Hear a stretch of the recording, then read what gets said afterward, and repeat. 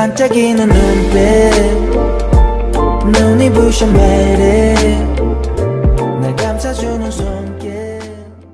Jin Sang A had warned Jeon Nam Jin again and again, "If you betray me, I'll show you exactly what that means." And yet, he did. Now she stood hollowed out by the weight of betrayal, her heart burning with a mix of rage and heartbreak. Her promise to Nam Jin, "If we die together. If we live together," wasn't just a poetic flourish. To her, betrayal was a sin that demanded punishment no matter the cost. Watching from the shadows, her mother Seonjussi grew increasingly uneasy. Her daughter was beginning to spiral, mirroring the same reckless madness she had once succumbed to in her youth, the same fury that had nearly driven her to murder. And now Sang A was walking the same path. "Sang A, let's stop this here. You have talent, you'll make it anywhere," her mother pleaded. "I can open a small shop with my divorce settlement. We'll start over." But Sang A wasn't listening. To her, rebuilding from scratch was worse than death. If she had to go down, she dragged Jeon Nam Jin to hell with her. And so began the unraveling. In a quiet office elsewhere, Pi Seon Ju raised a red flag.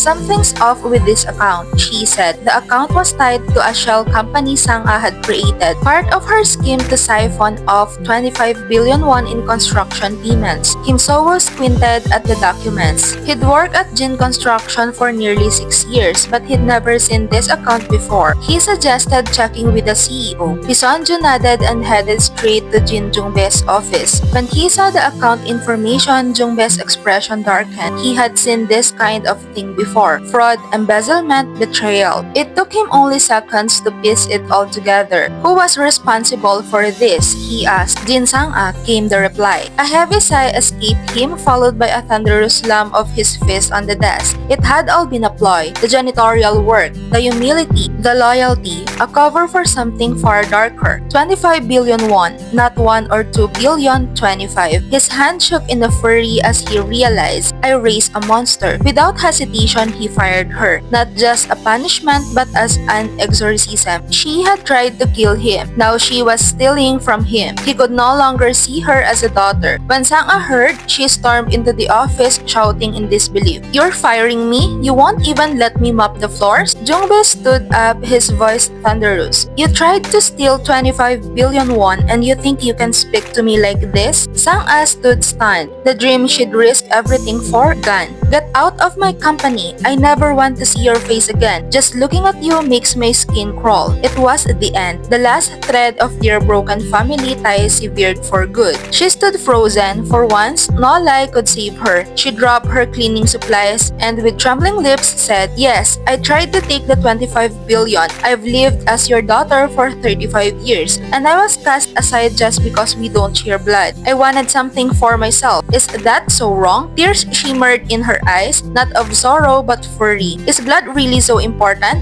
Fine. Eat well, live well with your real daughter." She slammed the door behind her. Left alone, Jung-bae sat in silence, tears of regret slipping down his face. But they weren't alone. Someone had heard it all. Jeon Nam Jin.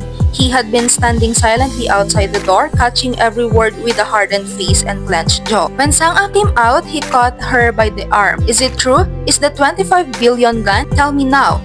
It was more than a question. It was a cry of desperation. Sang A took a shaky breath. Pi Seon Ju found it. She ruined everything. Nam Jin ripped off his tie and shouted, half laughing in disbelief. On the surface, he was angry about the money, but deep down it was all about the missed opportunity and the collapse of everything they'd gambled on. "'Cause you are beautiful."